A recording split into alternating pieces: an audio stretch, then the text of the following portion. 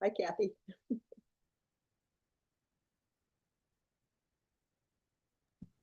Good morning. I don't hear the main room at all yet. They must not have their sound on, huh? They're just chatting away with us. I hope we can hear them. Oh, I imagine they'll figure it out.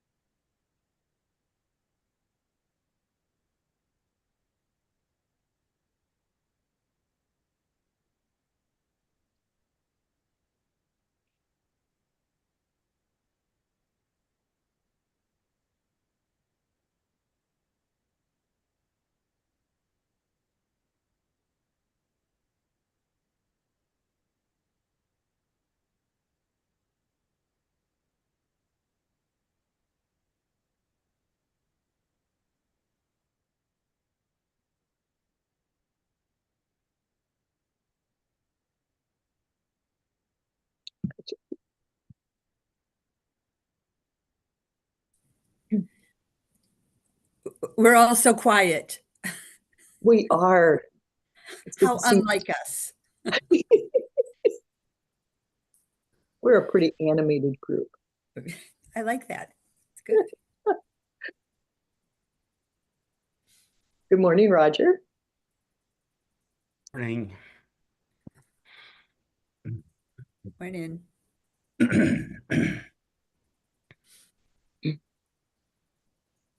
I will call the special meeting of the Board of Trustees to order.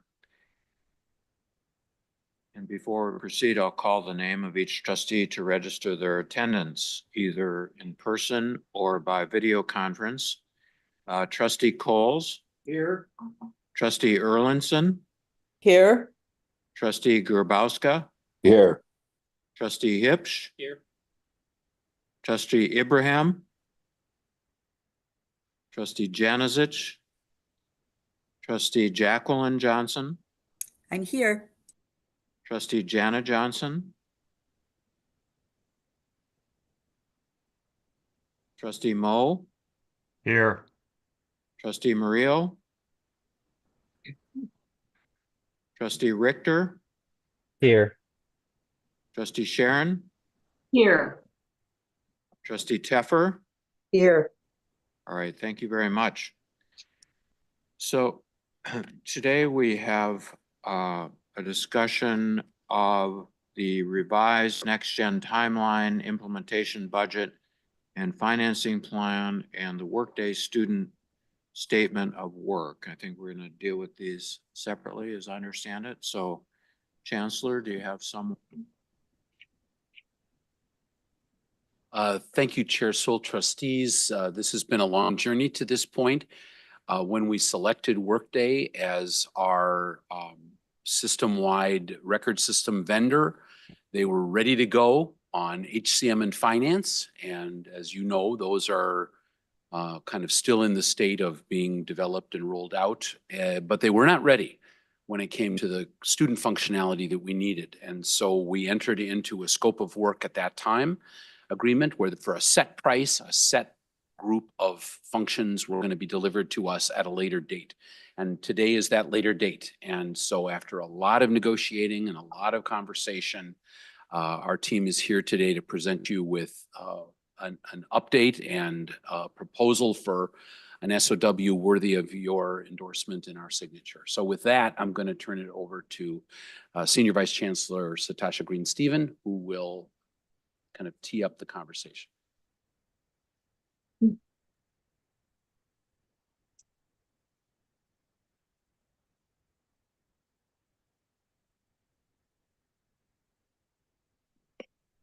Chair Soul, Chancellor Olson, trustees. I am excited today to present to you finally a finalized statement of work for the student module for Workday. I think it's important to note the why. Why are we going into this very complex project? And it really is to make sure that our students have an experience when they engage with our colleges and our universities, being able to have access for our students across our state, regardless of the type of technology they have, having that equitable experience. As we think about all of the priorities of Equity 2030, this technology will support in our students from prospect to completion. So with that said, I'm going to turn it over to our Deputy Program Manager, Dr. Nate Hallinger, who will provide a little bit more detail into the SOW. Thank you. Good morning, Chair Soul, trustees, Chancellor Olson, colleagues. It's my pleasure to be here this morning. In your board materials, there's an extensive set of background documents and a slide deck.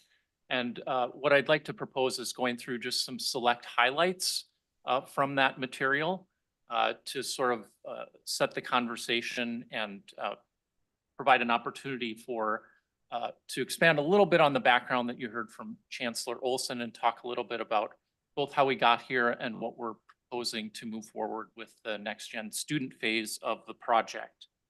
So with that, we'll ask the slide deck to be put up here.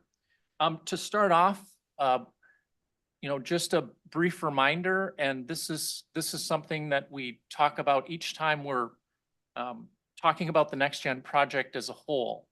And that is to look at what are the overall strategies and objectives for the project itself.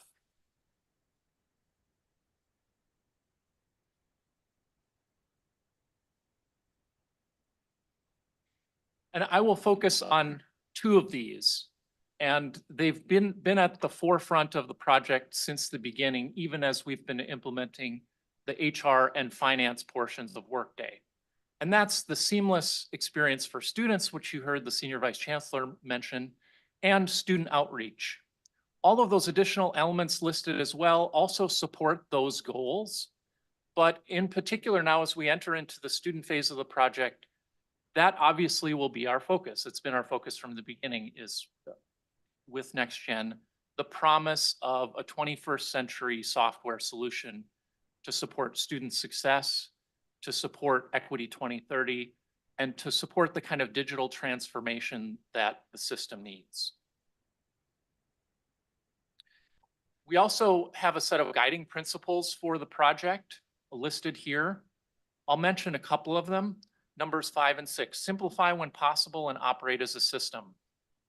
In order to achieve the kind of seamless student experience that we want our students to have across the system at every institution, we need to make sure that our processes are navigable and that the technology supports that kind of seamlessness in terms of the ways that our students engage with our colleges and universities.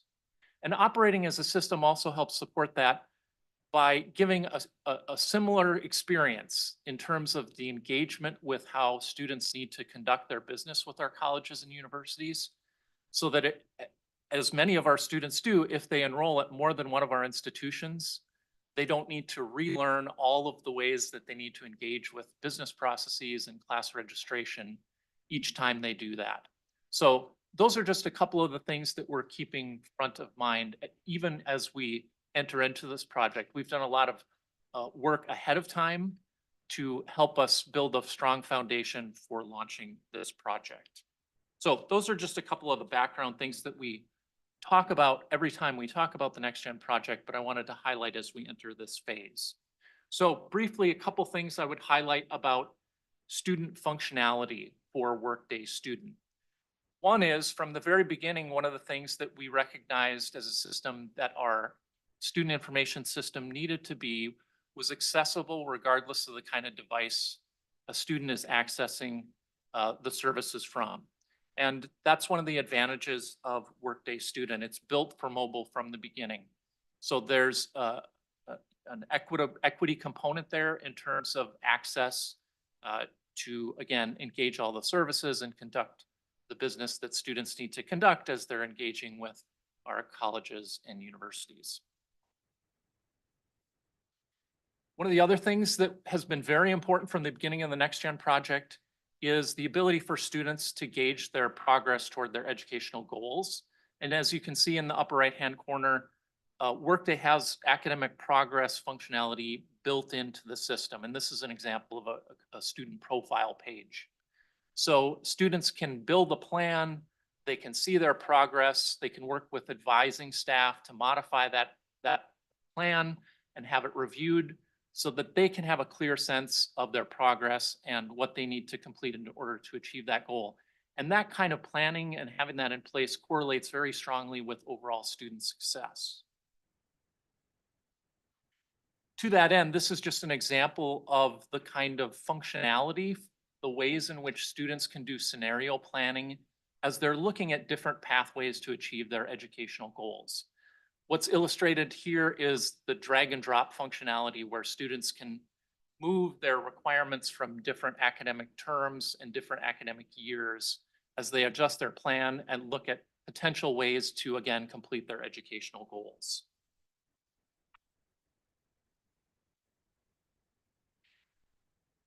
I've listed here some of the other features that we know are extremely important and that we're paying attention to as we move into this phase of the project. I mentioned the overall student experience being accessible regardless of device that a student is accessing these services from. The financial aid component, obviously with the experience of FAFSA in the last year, we know that is extremely important. It's always been important, but there's a heightened attention to that. And a special attention in the last year, obviously with the new state level financial aid programs, especially the North Star Promise program. Student engagement, we know how important communicating with students and meeting them where they are to explore the options that they have, both as they're looking at potential college and university going options, as well as once there are students. And Workday has functionality that we can leverage to support both that engagement with prospective students, but also the support for student success. I mentioned the advising and degree planning functions, transfer evaluation and processing. That's also obviously very critical to us as a system to support seamless student transfer across the system, both among our colleges and among our universities, but also obviously across our colleges and universities. Artificial intelligence, we know there's great promise here. And we want to make sure that we're exploring those options in ways that can help both support students, but also support faculty and staff and their engagement with the work they do with students, but to do that in a responsible way that protects our data. Lastly, multi-institutional support. Multi-institutional is the language that Workday uses to talk about Workday student in systems of higher education like Minnesota State with multiple institutions. In the beginning, when Minnesota State was looking for a student information system, we had a very specific requirement for how we wanted cross-registration to work. That is, how we wanted the student experience to look when students go in to register for classes, not only at their home institution, but at other institutions across the system. And what our specific way of requirement was that we ideally wanted that to be a single registration session. When a student goes in, they can see courses at their home institution, as well as other institutions to help meet their academic and educational needs. That is not the way that the Workday multi-institutional implementation works to get students registered at more than one institution. Students absolutely can be registered at more than one institution in a multi-institutional implementation of Workday Student.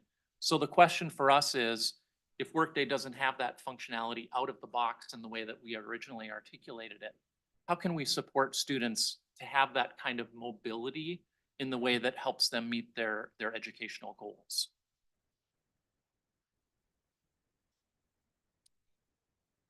One of the important things that we've highlighted and that we're asking the board to consider today is an update to the project timeline. Couple things I will note here, just in the original project timeline approved in 2020, you'll see a couple things. First, HCM and finance was originally slated to go live in 2023. And secondly, the student project was planned to launch in the fall of 2022. So importantly, you'll note that there's overlap between those two projects. Now, in 2023, the Board of Trustees approved Change Order 12, which moved the go live for HR and finance to July of 2024 to this year. So that's reflected in the revised timeline. So what we're proposing then is to launch the student project in December. So we're proposing to launch very quickly. And this is going to be a long project. It's a complex endeavor to replace a student information system. And the launch of the student project, of the Workday student, takes a different approach than the HR and finance go live. With HR and finance, all the functionality was turned on at once. And with student, what happens is a phased approach. So in the fall of 2028 is when we will begin to launch functionality to support students in Workday. And that will launch with the admissions and recruiting functions for students who will enroll in the fall of 2028. So that's new students. And then throughout the fall of 2028 and into the spring and summer of 2029, we will launch additional functionality where continuing students then will register for their fall 29 classes in the spring of 2029, so that by the fall of 2029, we will be fully live in Workday Student for both new and continuing students. So that is a change to the original timeline. And especially I will note that it extends the overall project completion by approximately 3 years. So originally the project was going to run through 2026, and now we're looking at it running through 2029. The last thing I will mention about this particular timeline is that in addition to the specific go live date, there is what's called post-production support. So once we're live, we have Workday support to help us make that transition and to take over the responsibility for the support, configuration, and maintenance of the Workday student product. I will ask Vice Chancellor Mackey to speak about the next couple of slides.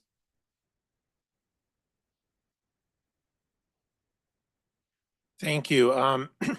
As well as requesting board approval for the revised timeline, accordingly, there also needs to be a request for approval for a revised next gen project budget, as well as next gen financing plan.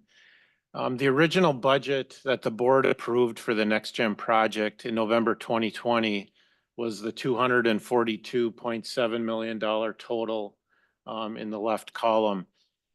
In May of 2023, when the board approved Change Order 12 to extend the implementation timeline for HCM and finance, the overall budget remained at $242.7 million.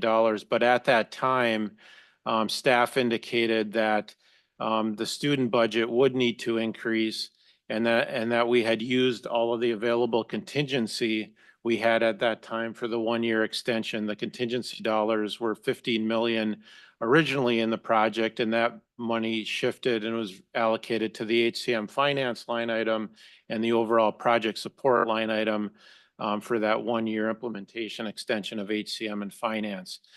Just a short description of each of these items. The HCM finance and the student portion of these budgets, this is the amount we're paying Workday for subscription costs and implementation costs during the implementation time period, as well as internal costs for staff and consultants working directly on the project. The overall project support are functions that have been with the project before we even signed with Workday in some cases throughout the project. So there's some IT support in there. There is a change management, project management, our third-party owners rep, legal work, as well as work that occurred previously to 2020 and 2019 as we were getting ready to put out the RFP. So the proposed budget that's being brought to you today has a couple areas of increase to accommodate a lot of the things that Nate described. The student budget increasing by $15.1 million. The overall project support budget increasing by $17.6 million, and then reestablishing a contingency account for student of $15 million. So an overall budget increase of $47.7 million.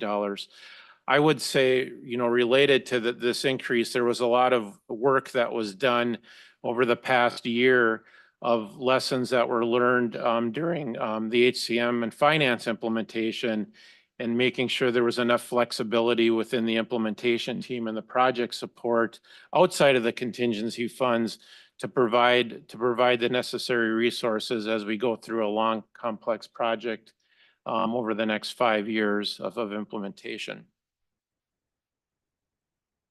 The primary factors of we're rounding on this slide of the $48 million is there's an inflationary component of it.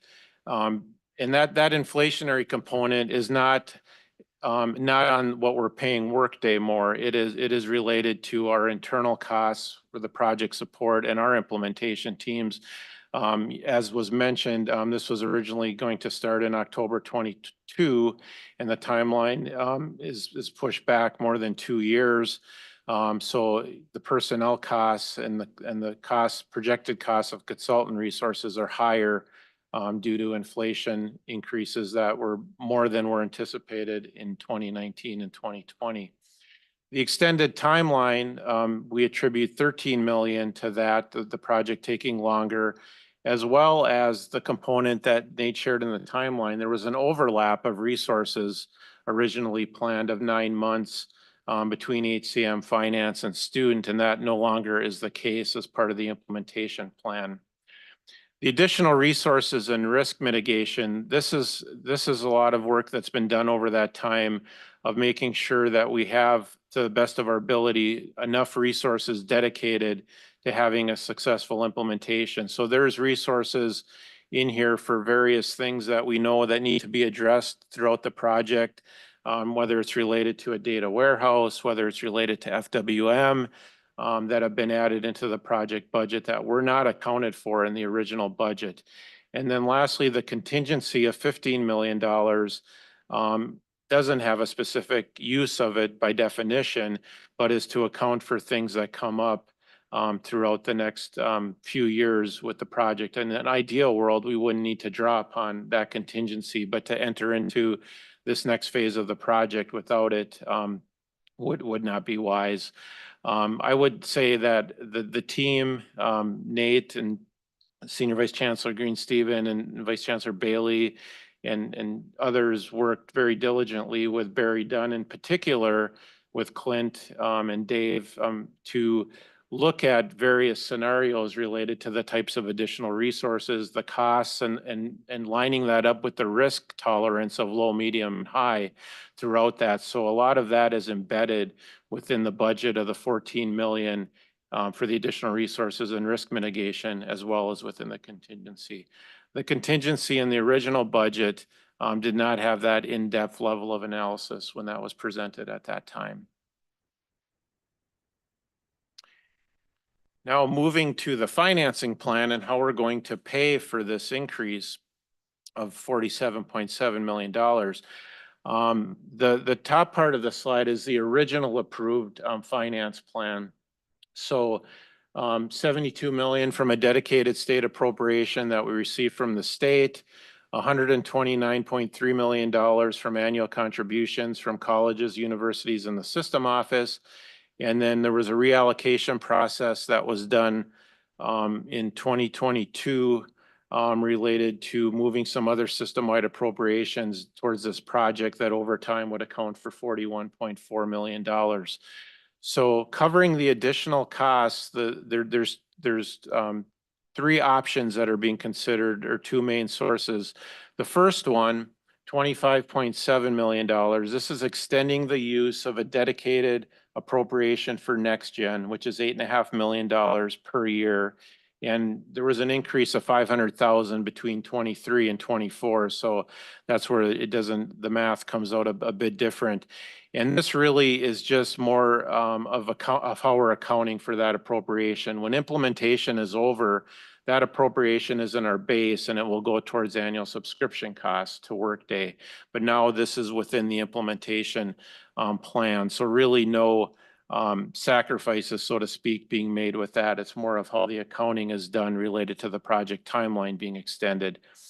The $25 million, there's a couple options that are being pursued there. We know we have to commit to that in order to do the project. So what the board approved on Wednesday as part of our biennial budget request was asking the state for $25 million of one-time funds to go towards the implementation. If we were not to receive that or receive a portion of it, the other option is to extend the college and university and system office $12.5 million contribution by 2 years up until fiscal year 2031. So the original financing plan, the $129.3 million, those contributions would have stopped in fiscal year 2029. This proposes to extend it 2 additional years instead of increasing the amount that colleges and universities in the system office would contribute on an annual basis. I don't want to minimize that this is an additional cost for our colleges and universities. On the other hand, this has been part of base budgets for colleges, universities, and the system office since fiscal year 2021. So it'll be a base cost of those budgets if this plan is approved and we don't receive any more from the legislature for 2 additional years in 2030 and 2031. The additional $3 million as part of the financing plan is to cover cash flow interest costs that will occur or are projected to occur in the project as the expenses don't necessarily line up with the annual revenues. So we have about, between the 3 bullets on top, there's about 26 million in revenue each year. At the peak of implementation for student, the cost could be in excess of 40 million for a year. So we would need to borrow funding for cash flow purposes, but over time it smooths out. And that's been part of the original plan since 2020 when the budget was approved, is that there would be cash flow issues that would need to be dealt with. We did not have that in HCM and finance. The 1-year extension basically removed that, as well as some of the timing of making some of the payments. So that's a summary of the financing plan and how we would anticipate paying for this increase in the budget. And I will turn it back over to Nate.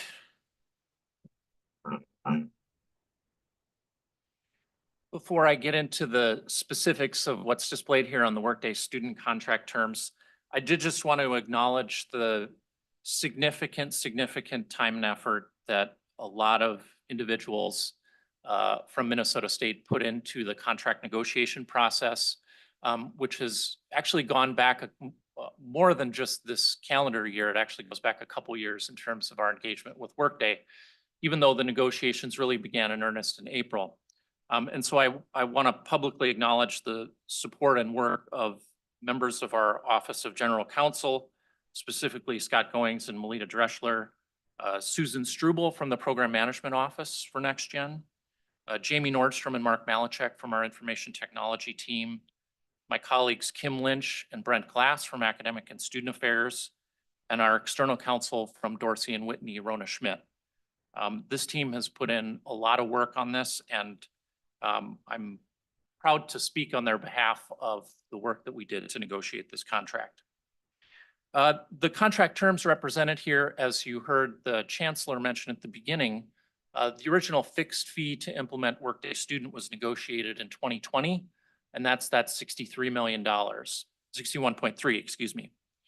The other part of, that's listed on line 3 here that was part of the original agreement was the fact that once we enter into a statement of work to implement Workday Student, we become a subscriber to the Workday Student service. And so there's subscription fees associated with the first 5 years of the implementation. And so the original estimate was that that first 5 years would cost $19.1 million in subscription fees. So again, over the last several months, we've negotiated the update to that statement of work around 3 specific areas. One is the timeline I mentioned earlier. The original document from 2020 assumed we would start in 2022. It also assumed that the project from beginning until the end of that post-production support I mentioned would run about 54 months.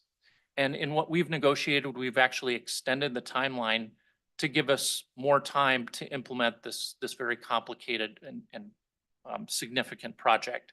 So the project will run 66 months, again, from the project launch to the end of post-production support. And so we updated the timeline. The second thing we needed to update was Workday has continued to evolve and hone and improve their methodology for how they implement the Workday Student service. And so we needed to update the document to reflect that new methodology as well as the timeline. The last thing is that middle line. I mentioned earlier the change order 12 from 2023. In addition to extending, delaying the launch of HCM and finance by 1 year, that change order also deferred the implementation of student worker functionality to the student phase of the Next Gen project at a cost not to exceed $1.8 million for the additional staff time required by Team Workday to implement that functionality during the student phase. So in what we negotiated, we were able to negotiate a $2 million reduction from the 2020 amount on the fixed fee. So that's the $59.3 million represented on that first line. The student worker functionality was included at an addition of $1.8 million. And then lastly, that bottom line, the subscription fees for student, we were able to negotiate a $2.5 million reduction over what the estimate was in 2020. And the significant change, however, to do that was originally the subscription fees were on an annual basis. So we would renew those fees every year based on enrollment. And what we've agreed to in exchange for the $2.5 million reduction in those projected fees is to commit to a 5-year subscription agreement, an initial 5-year term. And so that's that $16.6 million. That's a change to what was negotiated in 2020. And so I wanted to highlight that particular piece of the contract. So that is the material that we wanted to share with you.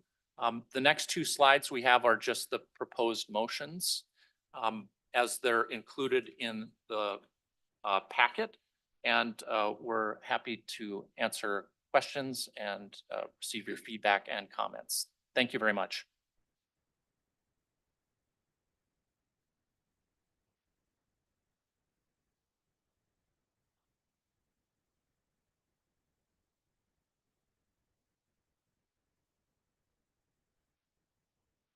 Trustee Jana Johnson has joined us in person and Trustee Murillo has joined us by video conference. Trustee Jana Johnson. Yep, apologies for being late.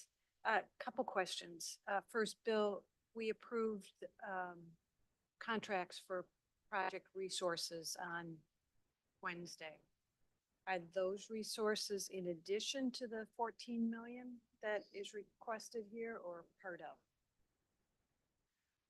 Chair Sewell, Trustee Johnson, the contracts that were approved on Wednesday are part of the project support line item of this budget, so they're accounted for.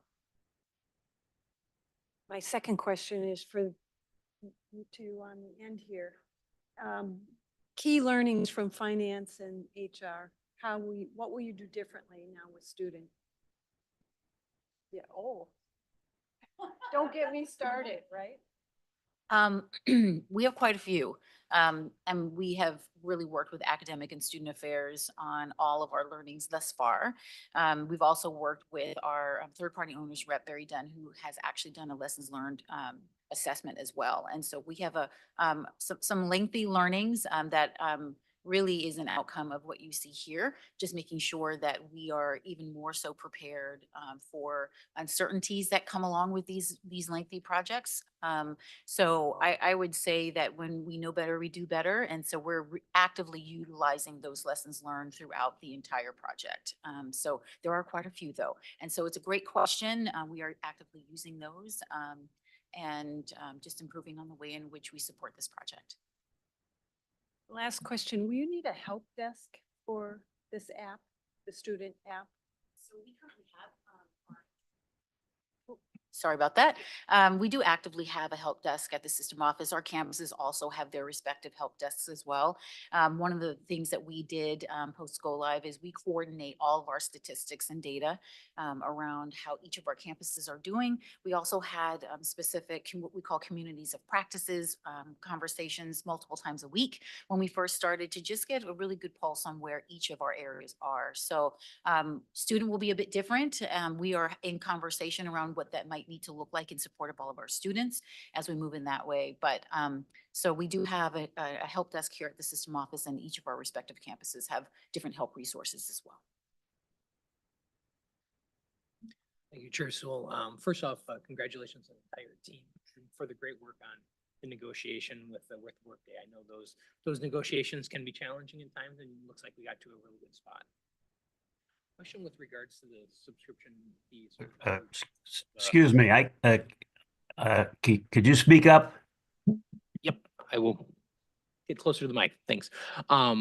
With regards to the subscription fees for students, going from a 1 year or an annual process to the 5-year process, does that mean we have to prepay the full 5 years upfront, or does that how does that work from a cash flow perspective? Chair Sewell, I'm Trustee Hipsch. It's the calculation of the annual payment, so we will not be paying it in advance. It'll be on an annual basis. Perfect. Thank you. Second question, as we go back to the timeline, I know one of the things we talked about was having an opportunity to have a couple institutions kind of go on the early side. I wasn't sure where that was indicated on that timeline. And if you could talk to that for just a moment. Yeah, Chair Sewell, Trustee Hipsch. The detailed timeline that's included in the board packet, but that I did not display today, has more detail on the specific stages of the implementation. And there's an important stage that you're referencing, Trustee Hipsch, that's called Align and Confirm. And it actually begins early in the project. It's currently slated to begin in March. And what that particular stage, Align and Confirm, will accomplish is the configuration and building of a baseline configuration for our college sector and a baseline configuration for our university sector. And we'll then validate those configurations and use those as the foundation to configure all the specific needs for the 26 colleges and 7 universities. So that Align and Confirm is a really important stage to get that baseline configuration correct and as aligned as we can. And it provides an opportunity for us to, in a way, pilot the core functionality of the Workday student product.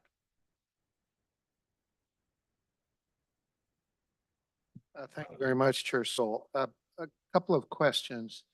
As you were talking, Vice Chancellor Mackey, about the revised financing plan, the additional cost is split in 2 pieces, and one of them is requires the extended use of the dedicated state appropriation for next gen. Is there any legislative action required in order to be able to extend that use? Chair Sewell, Trustee Coles, there is not. That portion of the dedicated state appropriation was part of our base back in 2021. So we have the ability to use it or the board has the ability to use it at its discretion. But if I understand that, originally that those monies would have been utilized in other general fund purposes, but are now being dedicated to this extended financing, correct? Chair Sewell, Trustee Coles, I probably didn't explain that very well. The appropriation was requested and awarded based on its use for Next Gen. And its intention was it was going to be used for Next Gen during the implementation period. And then when the implementation period was over, that same appropriation then was going to pay for the annual subscription costs for Workday going forward. The way this is framed up is that instead of it paying for the ongoing costs, we're moving it into the implementation because the ongoing costs will come later when the implementation is complete. Good, thank you. You explained it actually just very well. I just didn't connect the dots. And so thank you for reminding me of that. And then there's a section in the material on sustainment, which is not being included in our financing plan. And I bring this up for understanding. There is a rough, and I appreciate it's a very rough estimate at this time, that there may be an $8 million a year cost that would presumably continue through the operation of the Workday modules. Does that estimate include both the HCM module as well as Student Workday, or is that student module only? Chair Sewell, Trustee Coles, the estimate, and as you noted, is an initial estimate that will be revised and updated throughout the project as we learn more and have more experience with peer institutions. That estimate is for the student sustainment only. There is a separate plan for the sustainment of the HR and finance components of Workday that is currently being in the process of being implemented and has been implemented in a lot of different ways. And maybe I'll ask Vice Chancellor Bailey to speak on that.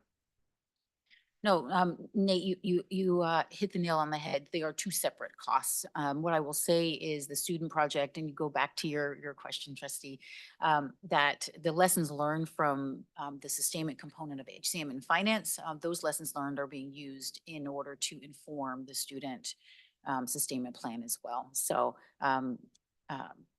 again, as Nate had mentioned, we'll continue to hone and adjust as we move forward and know more. But again, lesson learned and pulling that all the way forward to the beginning of the project. So that way we are more well aware of what our needs are and what the financial implications might be for those needs. Thank you. Anyone on Zoom have questions or comments?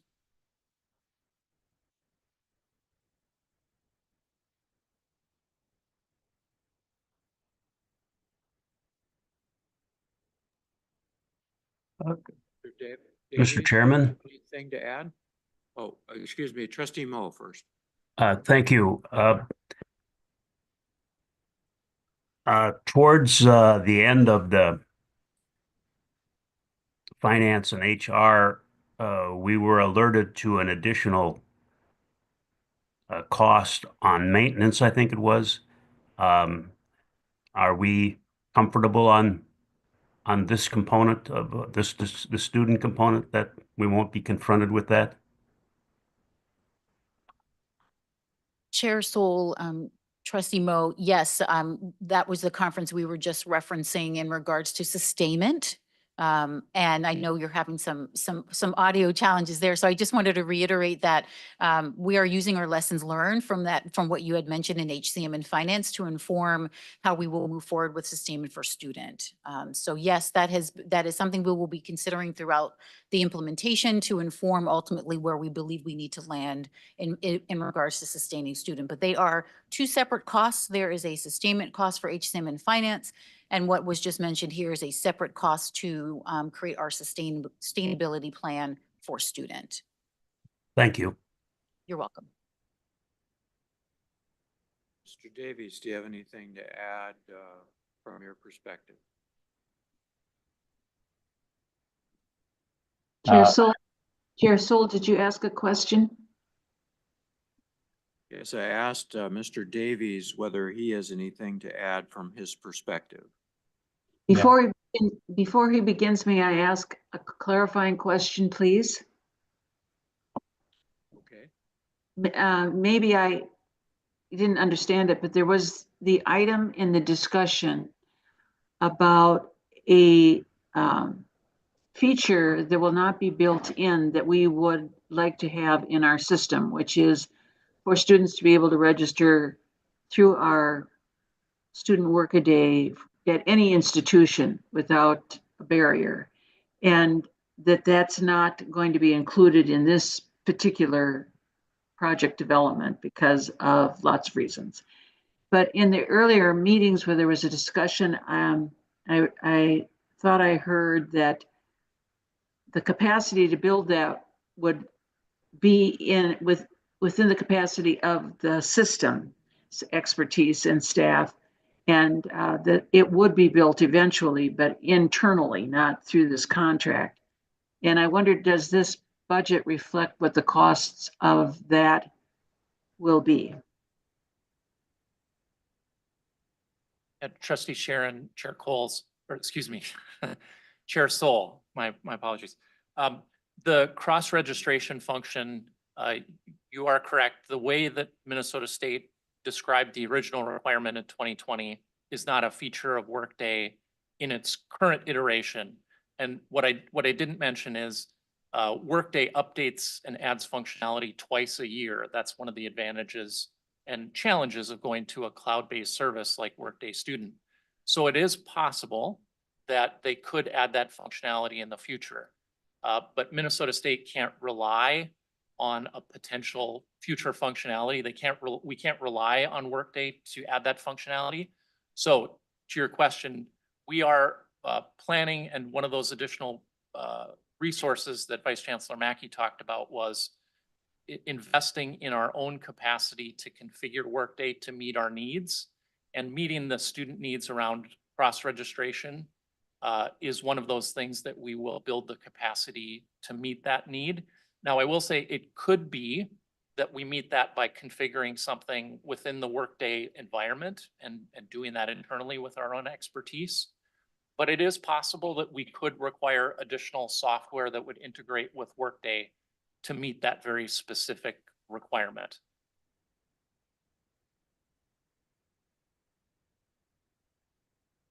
If I may, Chair Soul, follow-up question to Trustee Sharon. Are the costs for either of those two options included in this financing plan at this time? Adding that functionality, which I think we consider a fairly central. I would also just add parenthetically, as I understand it, we will become the largest user of student. I think on an enrollment basis, but certainly on a multi-institutional basis and system basis. Therefore, I would hope we would have a significant voice in the user advisory role that we will, of course, be actively involved with once we use this system. But to the first point, could you speak? Yeah, Chair Soul, Trustee Coles.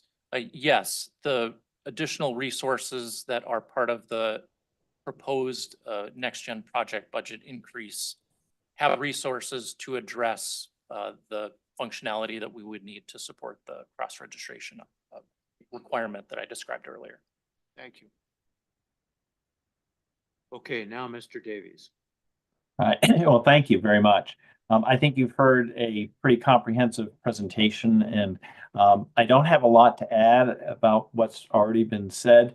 I would like to just emphasize a little bit more about the lessons learned and what is being incorporated, what the team is incorporating into their planning and preparatory work for the student phase. And this work has begun in terms of understanding some of the companion projects that are in place in the institutions, working to begin aligning and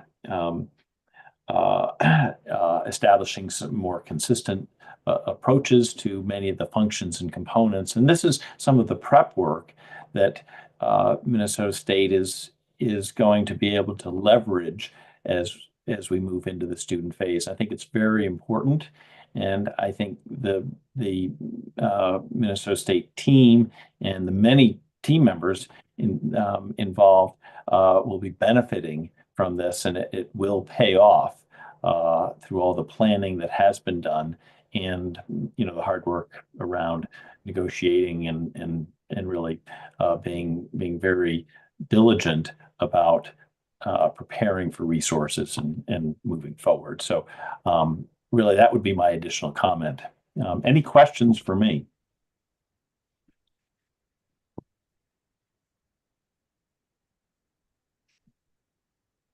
Thank you, both for you, Clint, as well as for the staff here. In gearing up for the HCM implementation, we had a number of staffing issues at different times during that project. Can you give us an update on our status relative to whether we have people in place for this even larger, more complicated project, and where you see the any vulnerabilities or risks related to adequate staffing? Chair Soul, Trustee Coles, and I see my colleague Eric, my phone a friend is coming to the table too. But I'll start off the conversation. When we think about lessons learned, one of the important pieces was about staffing and governance and decision making. And with that, one of the things contractually as a part of our statement of work is what Workday calls one in the box. So for every position that they have, they recommend that we have that same position on our side, so that when we talk about risk management, we have the staffing and the resources we need to be able to remediate issues effectively and efficiently in a timely manner. So first I'll say, there's some obligation to staffing that we recognize. With that, we began with our pre-planning work about 18 months ago, really looking at that one in the box. And so the first phase of that was, what are current positions that in the system office that we could repurpose for our Workday implementation or our Workday work? So not hiring new folks, but reskilling folks for the project. The second phase was looking at what are those folks that were already on HCM and finance that would move over to the Workday student project. So that would be the second phase of hiring. And then the third phase is the campuses. We know that some positions are going to need those content experts. And so we begin to work with the presidents about how do we utilize the expertise on your campus to be able to support this project, but also make sure that we're not leaving gaps within their institution. So we've thought about that, and we've done a tiered plan that we've shared with the presidents in partnership with Human Resources. So I'll stop there and let Eric kind of talk through that last piece of campus support.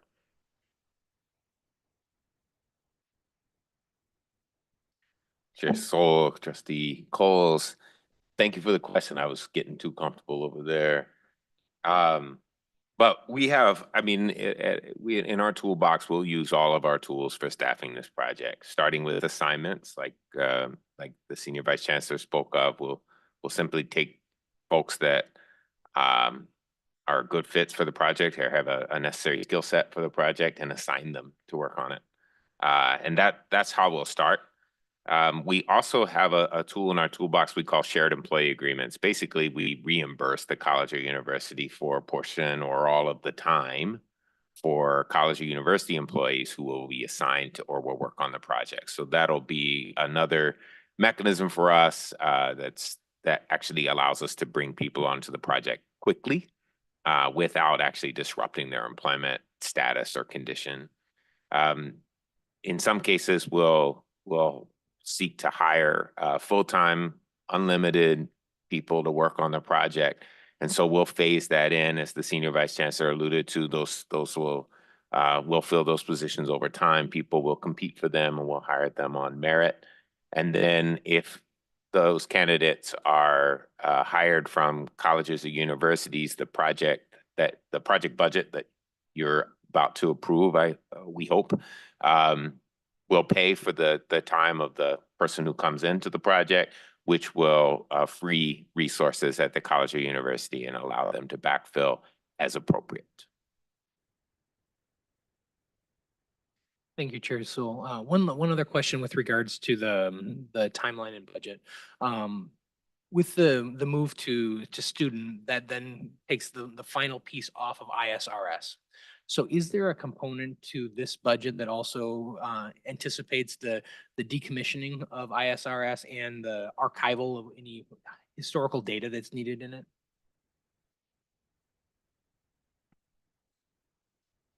Thank you, Chair Soul, Trustee Hipsch. What I would say is we have a plan in place for the decommissioning of ISRS. We'll continue to use existing resources for that. At this time, we'll have to determine if there's any resources that we need of the project budget. Obviously, there's some room in contingency and other things. At this time, we're not anticipating any significant costs that we might need to be able to decommission ISRS. Keep in mind also, as well, as you know, it will take us probably a few years after we are fully implemented with student to decommission ISRS and all of its applications and infrastructure. So to that end, we don't anticipate any larger costs, but obviously we want to make sure we're prepared for that. So would certainly lean on any available resources to be able to do that. So we are in the planning phases of that. We currently have a project manager who is building out the ISRS decommissioning plan as we speak, and has been doing that for just a little bit as we move forward. So more to come on that. If any additional resources are needed, again, I don't anticipate anything, but I would like to always, I would be remiss to say that I would never give the answer of no. I would give the answer of we're being cautiously optimistic that we do not. But in the event that we do, we certainly will work with the chancellor and others to determine what that might need to look like. So I have a couple of questions, and they're probably not very well timed here on the eve of the potential approval of these projects. But seeing these screens in the PowerPoint, and I don't remember seeing, kind of sample screens before. Maybe we have had those, but I don't recall. Make me think of a couple of things. One is, some of these things in the Pleistocene area, when I went through this process to sign up for classes and plan my major programs and measure my progress toward getting my degree, I would talk to people. And I would talk to my faculty advisors mostly. I'm not even sure we had counselors or other advisors at that period at my school, but we would talk to each other, and we would think about, the right course. And now I think, people sitting in their dorm or apartment or whatever are going to be looking at their phone to do some of this work. Have we thought about how this will impact all the people that we have in our system and their roles in dealing with students and helping students navigate this whole system toward getting their degree or certificate or whatever they want out of higher education? That's number one. And number two, how do we know that this will help us achieve our equity goals?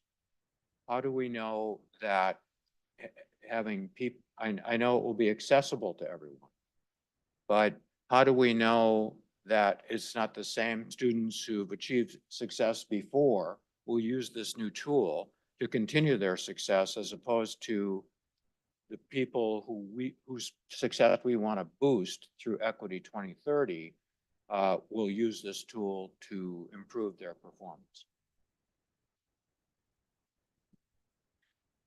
Chair Soul, thank you for both of those questions. So I'll try to address that first question first. This by no means replaces people. This is a tool for the student to be able to be prepared to have a intelligent conversation about their future with their advisor or their faculty. This is a resource that a student can, after they've meet with their advisor, follow up. Am I on track? So when they meet with their advisor, they're asking questions that make sense for their journey. Also too, we do know we have some students that don't come in and talk to people and don't come into advisors. So they also need to be able to have information to be able to be successful in terms of persistence and completion.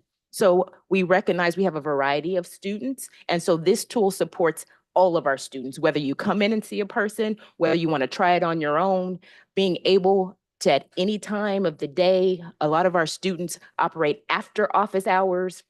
At midnight, they want to look something up really quickly, they can now do that. Currently with ISRS, you can pull it up on on another device, but it's clunky. Sometimes some of the links don't work on your phone, doesn't work on your iPad, and you only have to have a desktop. This allows students on the run, on the go, to look something up really quickly, to be able to ask those questions that they need to be successful in their programming. Or if they can't engage with the person, they still have a resource to be successful. So I would say that. And I also would say, currently, in the integrations and working with this tool, we're going to need people on our campuses to make sure that the tool is addressing the needs of students as they engage with them. So people are going to be significantly important with the integrations, implementation, and sustainment in advising our students. So it doesn't alleviate that important piece of people.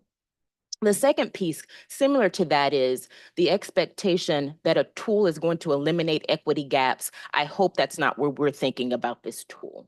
What's going to help us eliminate equity gaps is people being very strategic and equitable in our policies, our practices, being very strategic of what's happening in our classrooms, having faculty who have the expertise to support students where they are, having student support services that those wraparound services for our students.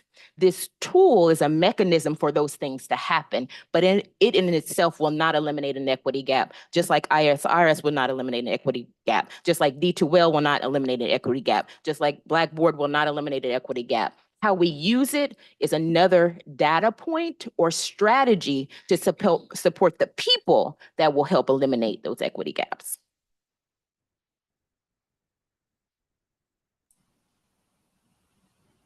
Chair Soul, I have a comment.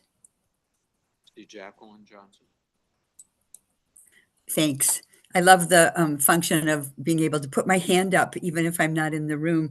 I think this is more a comment. I was just thinking as you were talking, Senior Chancellor, Vice Chancellor, about the one in the box idea. I was thinking about some of the things that we heard at our meeting this week from some of our union representatives about the misuse of the other duties as assigned phrase in job descriptions. And it's not a question really, but just a comment that I hope as you're looking at that three-tiered approach to staffing, that we will keep in mind that the repurposing of people isn't adding things to what they're already doing, but and I think you did address that with the idea of retraining, but I do think that we should be mindful of that, since we heard that concern about the potential to misuse the other duties as assigned. And I also just want to say thank you for all of the details that you've provided at this meeting, and then at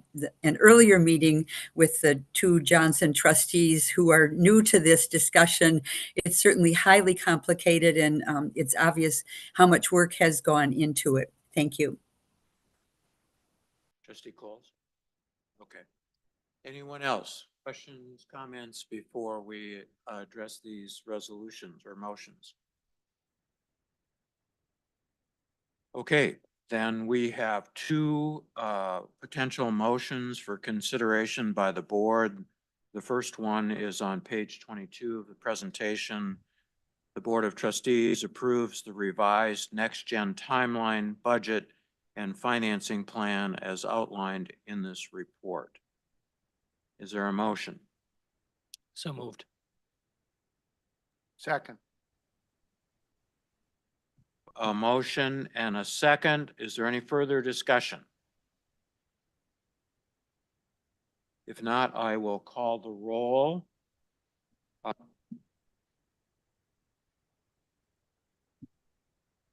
Trustee Coles? Aye. Trustee Erlinson? Aye. Trustee Grubauska? Aye. Trustee Hipsch? Aye. Trustee Abraham? Trustee Janizich? Trustee Jackie Johnson? Aye. Trustee Jana Johnson? Trustee Moe? Aye. Trustee Murillo? Aye. Trustee Richter? Aye. Trustee Sharon? Aye. Trustee Teffer? Aye. The chair votes aye, the motion passes. So we have another motion.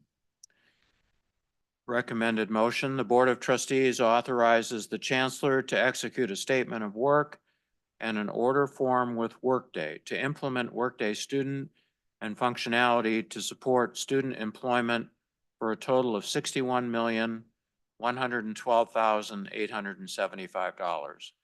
The board directs the Chancellor or his designee to execute all necessary documents. Do we have a motion? So moved. Second. On this motion? I note that we've been discussing budget changes to the project totaling, I think, 50.7 million in Vice Chancellor Mackey's presentation. But this resolution is calling for approval of 61, and I wonder if there could be just a brief reconciliation.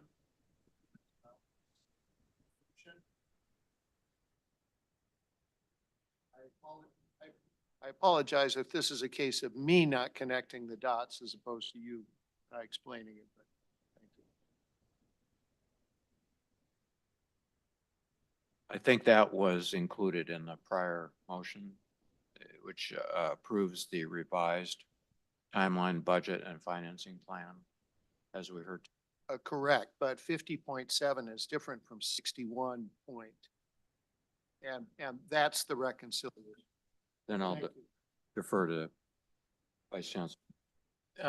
Chair, so Trustee Coles, the $50.7 million, the addition in the budget has really no alignment to what we're additionally, or what this motion is of paying Workday. As Nate described, we're actually paying Workday less than what was in the original budget. So the $50.7 million increase is to cover the contingency, increased internal costs to implement Workday, as well as additional project support, and then that inflationary component.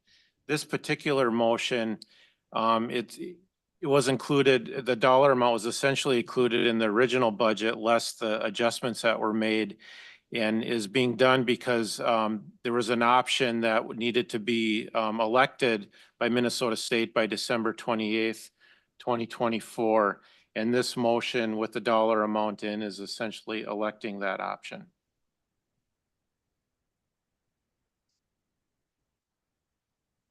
Thank you. Okay, any further discussion? If not, I'll call the roll. Mr. Chair, this is Trustee Erlinson. Just have a quick question. Okay. So the functionalities that we are now purchasing for the student module that we're gonna shortly vote to proceed to sign a contract, all those functionalities are currently developed and we know are working for Workday. We realize this one that we had in our original RFP, they don't have, but everything else that we say we're buying, they actually have developed and it's functioning appropriately. Is that correct? Chair Soul, Vice Chair Erlinson, that is correct. Thank you. Any further discussion? If not, I'll call the roll and you may vote aye or nay. Trustee Coles? Trustee Erlinson? Aye. Trustee Grubauska. Aye. Trustee Hipsch. Trustee Abraham. Trustee Janazich. Trustee Jackie Johnson. Aye. Trustee Jana Johnson. Trustee Mo. Aye. Trustee Mario. Aye. Trustee Richter. Aye. Trustee Sharon. Aye. Trustee Teffer. Aye. The chair votes aye. The motion passes. Congratulations and thank you for all of your excellent work. I know the job isn't done or even even close to it, but we'll look forward to progress reports as we implement this fantastic tool. So anything more for our meeting today? If not, the meeting will be adjourned. Thank you.